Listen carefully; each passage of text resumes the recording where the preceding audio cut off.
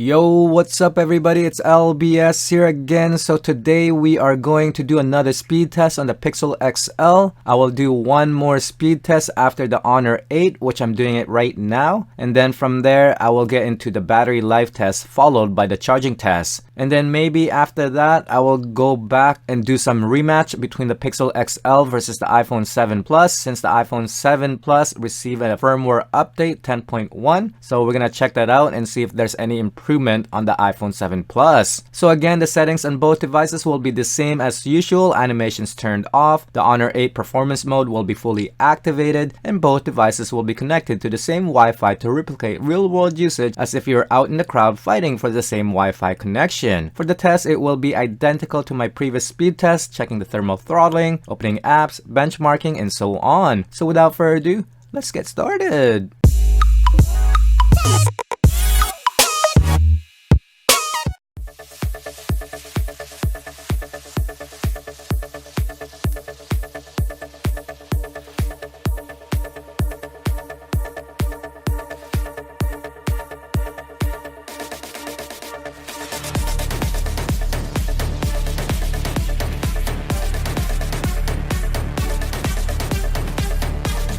Here is the room temperature. It is 21 degrees Celsius with 67% of humidity.